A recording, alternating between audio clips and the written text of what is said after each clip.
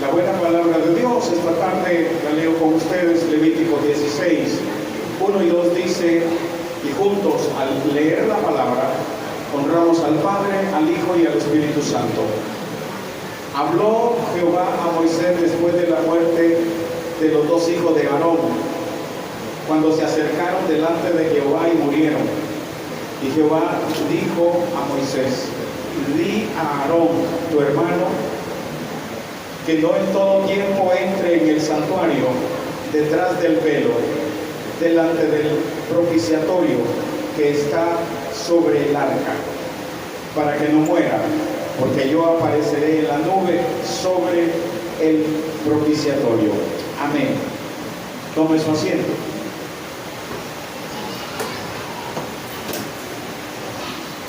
El tema, pues no lo voy a cambiar, está allí mismo en el capítulo 16, el día de la expiación. Por supuesto, esta es una enseñanza que el pueblo de Israel realizaba y que todavía lo hace, pero tiene un significado muy grande para la iglesia, porque si bien es cierto esto era literal en el tiempo bíblico, tiene un simbolismo muy grande que se aplica en la actualidad a la iglesia del Señor. Para que ustedes puedan entender un poco la enseñanza, voy a tratar de explicarles la palabra expiación, porque dice el día de expiación. La palabra expiación, en términos generales, consistía en castigar, óiganme bien, en castigar a un animal por el pecado de otro. Eso era expiación, castigar a alguien y no al pecador. Entonces, por eso se le llamaba el día de la expiación. Con esta acción de la expiación, todo el efecto que el pecado ocasionaba en el pueblo era quitado, o más bien, de alguna manera, era cubierto y la persona se sentía ya tranquila porque se había reconciliado con Dios. Entonces, la expiación es eso, era el método que Dios había decretado para castigar los efectos del pecado, pero para esto se usaban animales y no a la persona que había pecado.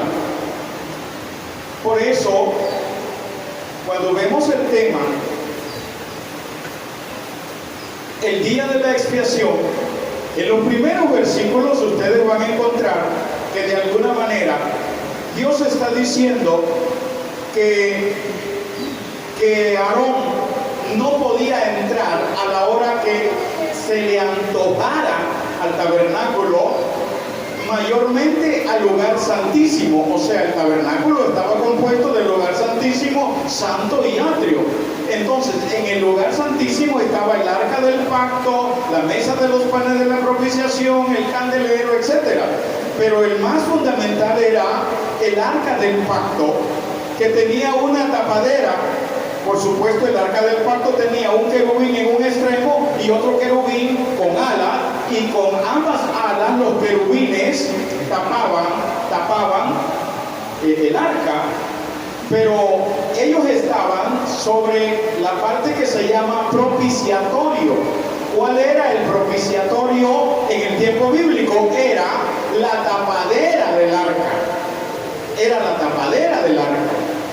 Entonces, resulta que los hijos de Aarón un día habían estado en zumba, en borrachera y todo eso, habían andado de locos ahí, todos desordenados, y en la loquera que andaban de zumba, decidieron entrar, agarraron los incensarios,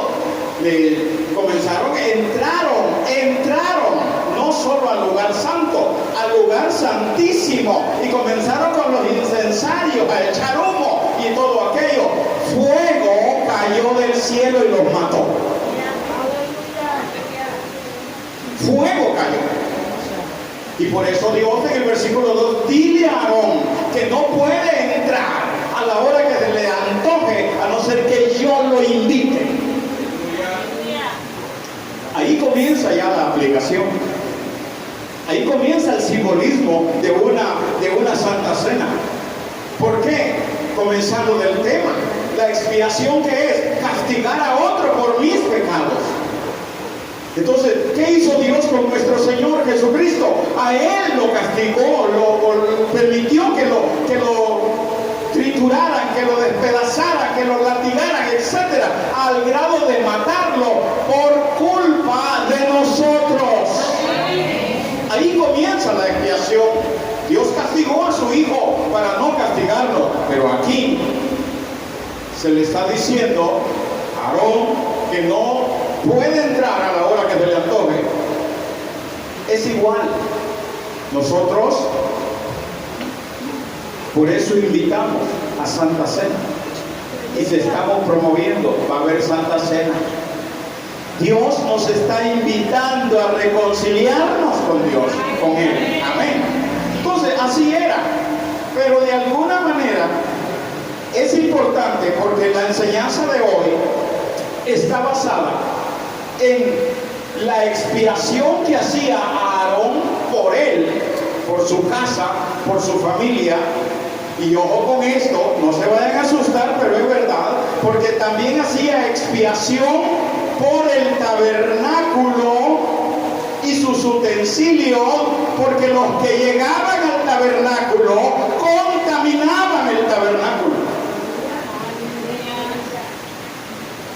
Y no me vengan a decir que no, que a veces todo enojado viene, a veces templicado, a veces viene con otras cosas terribles, y usted está aquí como que no ha hecho nada. Allá Dios dice, vas a expiar el tabernáculo y los utensilios donde se sientan los hermanos. Eso era allá. O sea, nosotros muchas veces venimos a la casa de oración y aunque los hermanos no nos conozcan, no nos vean, venimos a contaminar la casa de Dios, pero nadie se da cuenta, pero Él sí lo sabe. Esa es la parte 2 que Aarón tiene que hacer. Tiene que expiar sus pecados, tiene que expiar, purificar el tabernáculo y los utensilios, y por último va a expiar al pueblo. O sea, hay 3 expiaciones en este relato bíblico. Por eso el versículo 3 dice, vamos a la Biblia, con esto entrará Aarón en el santuario. Bueno, perdón, sí, está bien. Con esto entrará Aarón en el santuario, con un becerro para expiación y un carnero, así dice, ¿verdad?, para holocausto. Se vestirá la túnica santa de lino, y sobre su cuerpo tendrá calzoncillos de lino, y se ceñirá el cinto de lino, y con la mitra de lino se cubrirá. Son las santas vestiduras, con ella se ha de vestir después de lavar su cuerpo con agua. O sea, está diciendo que el día de la expiación, de alguna manera Aarón iba a entrar con túnica nada más, pero que después de realizar todo esto se iba a colocar las vestiduras santas después. Pero para mientras, Aarón tenía que vestirse como cualquier hijo de Israel. O sea, el sumo sacerdote dejaba de ser sumo sacerdote y pasaba a ser un miembro más del pueblo de Israel. Por eso dice que se vestía de túnica. O sea, la túnica en sí era la parte humilde del pueblo de Israel. Entonces Aarón se vestía así, y por eso él llevaba un sacrificio para él, para su familia. Entonces, qué tremendo, porque de alguna manera también se le dice a Aarón, ya en los versículos que siguen, por ejemplo, dice el versículo 7, después tomará 2 machos cabríos y los presentará delante de Jehová a la puerta del tabernáculo de reunión, y echará suerte a Aarón sobre los 2 machos cabríos, una suerte por Jehová y otra suerte por Azazel. Punto. En otras palabras, y lo vamos a ver más adelante, hay carnero, 2 machos cabríos. Y por eso les hablaba de 3 expiaciones. El carnero era para expiar los pecados de Aarón, de su familia, de sus hijos. Por eso era el carnero. Pero después de que él ha hecho esa expiación, pasa ahora y le dice: toma los 2 carneros y echa suerte, uno para Jehová y otro para Azazel. Aquí entramos ya a la otra parte. Resulta que cuando se echó la suerte, no me pregunten cómo lo hicieron, si con papelito o sin papelito, no me pregunten. El asunto es que cuando se echa la suerte para Jehová era que un cabrito iba a ser sacrificado para purificar el tabernáculo y los utensilios que habían ahí.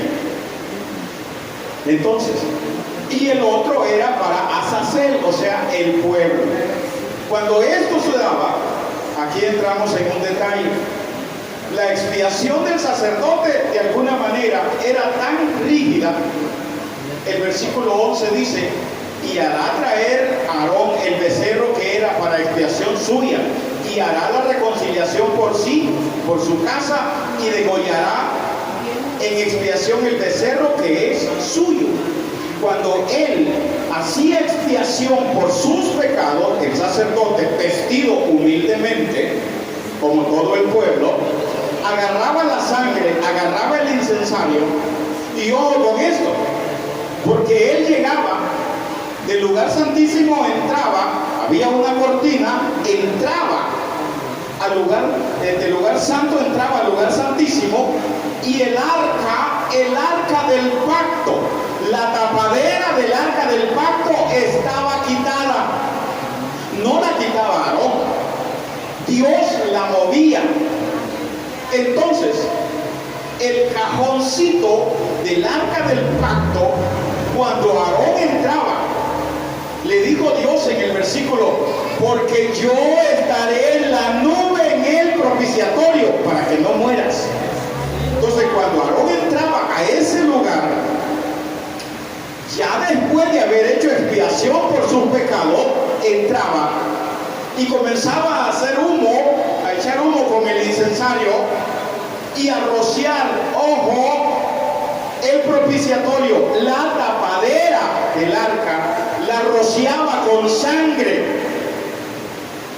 Pero cuando él entraba, una vez al año, oiga bien esto, el sumo sacerdote, una vez al año entraba a ese lugar santísimo, y en ese momento tenía que mencionar el nombre de Jehová. Pero no es el nombre que nosotros usamos directamente. El nombre nuestro fue compuesto de vocales, se llenaron con vocales, pero el nombre de Jehová era el tetragramatón, así se conoce bíblicamente, o sea, YHWH. Ese es el nombre de Dios, y cuando Aarón entraba, tenía que mencionar el nombre de Dios sin errores. Si él cometía un error al mencionar el tetragramatón, que así se conoce por los judíos, si él se equivocaba, caía muerto instantáneamente por haber dicho mal el tetragramatón, o sea, YHWH, que de alguna manera los rabinos después le colocaron la A, sí, antes de la Y, pues YA, y después de la B, de la W, los rabinos le pusieron la E, y el nombre ya se podía leer, pero no pronunciar. Se leía Yahweh. Posteriormente la sociedad bíblica tradujo al castellano la palabra Jehová. Así vino caminando eso, pero dejemos eso para otro día. El asunto es que si Aarón no había ensayado el nombre y comenzaba a decir J en vez de Y, ahí caía muerto. O sea, era delicado. complicadísimo aprenderse bien. Y esto lo hacía una vez al año. Una vez al año. Pero no solo consistía en eso, sino que él, después de pronunciar el nombre correctamente de Dios, se acercaba al arca del pacto que no tenía la tapadera y veía al fondo, y en el fondo estaban los pecados del pueblo. Entonces él los veía, y eran estos pecados a manera de simbolismos. Era dentro del arca había un maná, había maná dentro del arca, porque Dios dijo que se guardara un poco ahí. El maná, cuando se recogía los días, el sexto día, cuando se recogía el sexto día, el séptimo día, el sexto día, hermanos, no se podía dejar para el siguiente día.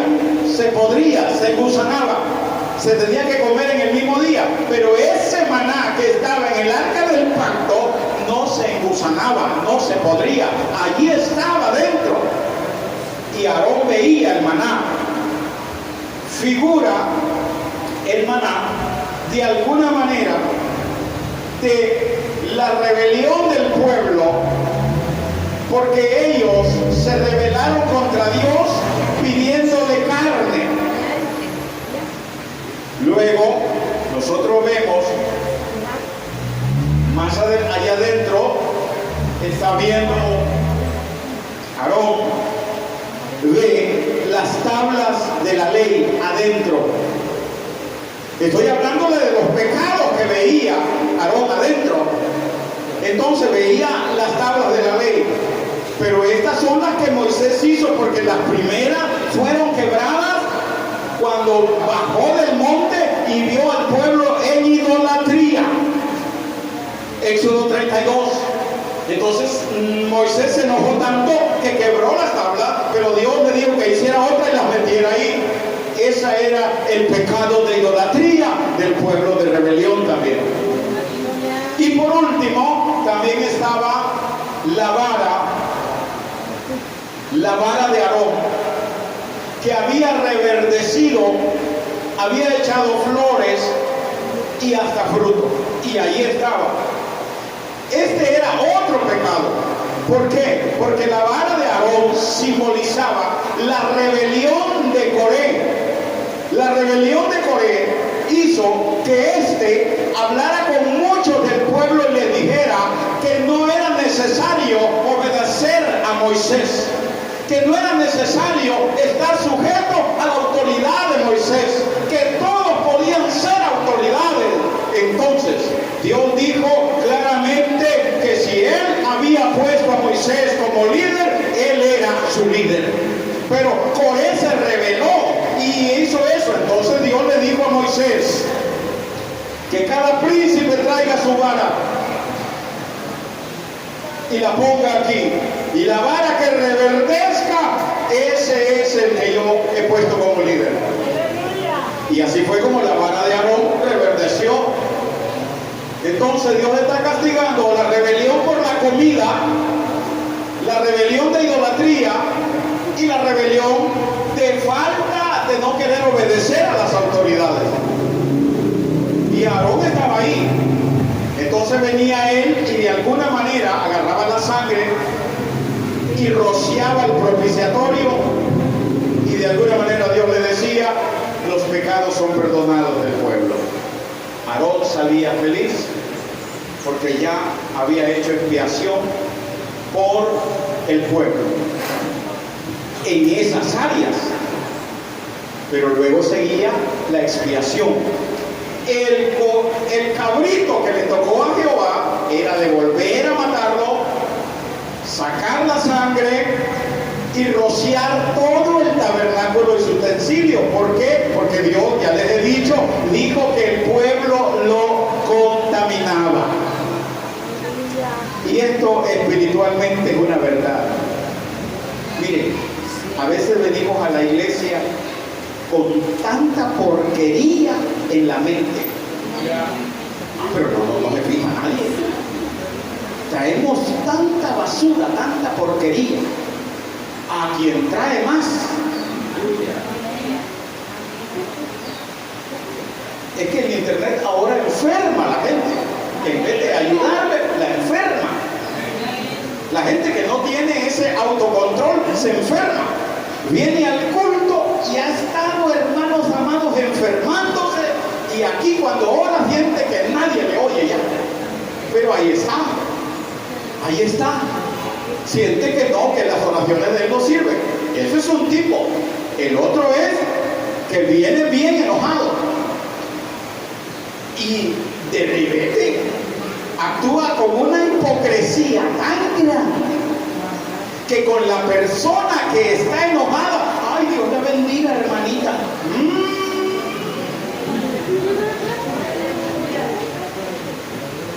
Está contaminando, dice Jehová. Ah, no, pero aquí lo vemos bonito todo. Ay, hasta de abrazan.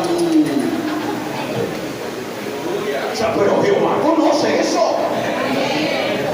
Entonces, allá le dice, el pueblo ha contaminado mi casa. Ah, pastor, hagamos un paréntesis, pastor, una pregunta. Entonces no hay que venir cuando está peleado. ¡Corra para acá! ¡Corra! Si les estoy explicando lo que dice Dios y les estoy explicando y aclarando lo que hacemos nosotros. Que pues le toca cantar, y cómo le va a hacer, aunque sea bravo, pero va a cantar. Hemos contaminado la casa de Jehová. Por eso nosotros al venir, lo primero, mira, los hermanos que ministran acá a veces se han peleado con el vecino, con la señora de la tienda, con la señora de las tortillas. Sí, que yo vine temprano y nunca me las da. Y le agarra feo con la pobre señora. Y la pobre viejita ni hermana es. Ya si fuera hermana le pega a usted. Le pega. Entonces, ¿qué pasa con todo eso? Venimos acá, no hombre, venga con tiempo. Póstrese de rodillas, por lo menos otros 5 minutos. Señor, tú sabes, Dios te quiero, que me van a llevar presa, Padre, tú lo sabes. Es que me arroqué el chucho, Señor, por este animal me van a llevar presa. O sea, vení, reconcíliate, pero no, así pasa, todo enojado, todo empleitado, todo. Dios le dice, han contaminado mi casa, purifícala, por favor. Entonces le dice, sácalos a todos y purifícalo. Mataba el cabrito que le había tocado en suerte a Jehová y comenzaba a purificar, y así.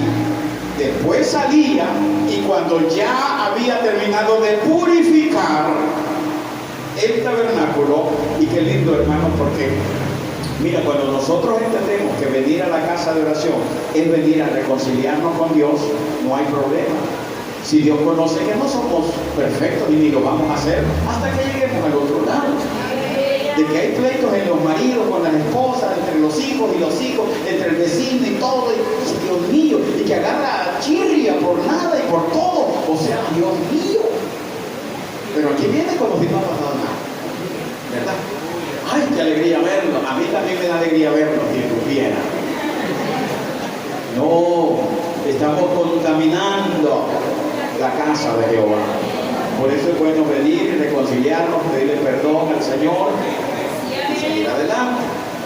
Bueno, cuando ya se había hecho expiación por el tabernáculo, por los utensilios, entonces se continuaba con la expiación por el pueblo. Ahora venía la expiación por el pueblo. Aquí dice el versículo 20, cuando hubiere acabado de expiar el santuario y el tabernáculo de reunión y el altar, hará traer el macho cabrillo vivo. Y pondrá Aarón sus 2 manos sobre la cabeza del macho cabrillo vivo, y confesará sobre él todas las iniquidades de los hijos de Israel, todas sus rebeliones sobre la cabeza del macho cabrillo y lo enviará al desierto por mano de un hombre destinado para eso. Bueno, ya expió los pecados del pueblo tipificados en el maná, en las tablas de la ley, en la vara. Ya purificó el tabernáculo de toda porquería que habían traído los hijos de Israel y la iglesia gozaba. Ahora va a expiar al pueblo. Le dice: tráelo vivo, confesarás sobre él todas las iniquidades del pueblo. Imagínense que eso se hiciera ahorita. El pastor tendría que bajar y comenzar y agarrar el macho cabrillo y decir: Señor, hoy quiero orar por todas, Dios mío, una por una, de todas las iniquidades, de todas las rebeliones de los hermanos. Aquí está diciendo todas las iniquidades, todas las rebeliones, todos los pecados. Entonces, cuando Aarón hacía eso, el macho cabrío las dos manos le ponía y le decía: Señor, confesamos que somos inicuos delante de ti. Y le ponía las manos. Confesamos que somos rebeldes. Y ahí deberíamos decir amén, todo. ¿Verdad? O sea, confesamos todos nuestros pecados. Aarón allí sobre el animal. Después de que hacía eso, dice que lo tenía que llevar lejos de ahí. Ya el animal llevaba todos los pecados que Aarón había confesado sobre él. Entonces agarraban al animal y se lo llevaban. Un hombre especialmente indicado para eso. El animal tenía que ser llevado, si allí vivo, ese no lo mataban, ese era vivo, llevaba todos los pecados que Aarón había confesado sobre él, lo llevaban vivo 16 kilómetros de Israel. 16 kilómetros. Cada kilómetro, cada 2 kilómetros, habían estanques de agua preparados para el pobre hombre que llevaba a pie el animal que aguantara sed, pero él lo llevaba. Entonces el hombre llegaba a los oasis que cada kilómetro estaban, tomaba agua y seguía, pero no le daba al animal, porque él era el que llevaba el castigo del pueblo. Entonces, cuando llegaba a 16 kilómetros, llegaba a un monte que se llamaba Azazel. Por eso el animal se le nombró el animal Azazel, porque era llevado a ese monte. Y el que lo llevaba se quedaba ahí, lo soltaba y lo dejaba ir. Y ahí se quedaba el hombre viendo que el animal se iba, hasta que ya no lo veía. Después de 16 kilómetros, el hombre regresaba y le decía: el animal se perdió a lo lejos. Entonces el pueblo adoraba a Jehová y decía: nuestras rebeliones, nuestros pecados y nuestras maldades han sido quitadas. Y el pueblo decía feliz. Pero con el pasar de los años vino una pregunta, porque el animal Azazel estaba vivo. Entonces la pregunta era de que si de veras les habían perdonado los pecados. ¿Por qué? Que si el animal se le ocurría regresarse.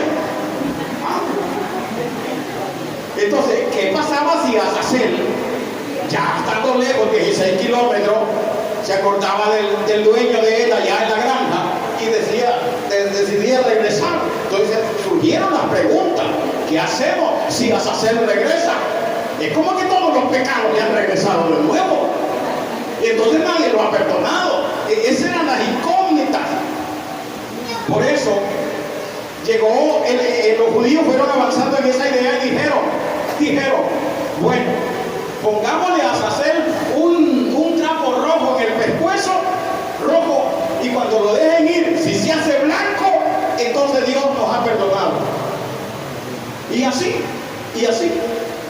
Pues resulta que tampoco más adelante no les parecía, porque el volado nunca se hacía blanco. Entonces sentían ellos que Dios no los había perdonado y el animal no se moría. Entonces, después decidieron que al llevarlo a la montaña de Azazel, ahí lo desbarrancaran al animal, y al caer allá abajo se iban a quedar viendo si el trapo se le hacía blanco. Así, cuando veían que el trapo se le hacía blanco, quedaban a gusto. Y así venían ellos creyendo eso. Pero algo que les voy a decir para finalizar es esto, que dicen los historiadores hebreos que después de la muerte de Cristo, ojo con eso, 40 años después fue la destrucción de Israel. O sea, por 40 años Israel siempre sacrificó a Azazel y le ponía el trapo rojo. Pero en 40 años Azazel nunca el trapo rojo se le hizo blanco. Por 40 años después de la muerte de Cristo. ¿Sabes por qué? Porque Dios aceptó la muerte de Cristo. Ese fue el Cordero. Y de ahí para allá ya no había Azazeles en la mano. A su nombre. Dios aceptó este sacrificio para perdonar a la humanidad. Eso debe de hacerlos sentir felices. Yo los animo. Santa Cena es para venir a reconciliarnos. No estén esperando que Dios mate a otro. Ya sufrió el Cordero por nosotros. Lo único que tenemos que hacer es reconocer que somos pecadores. Damos un fuerte aplauso a Dios y Señor.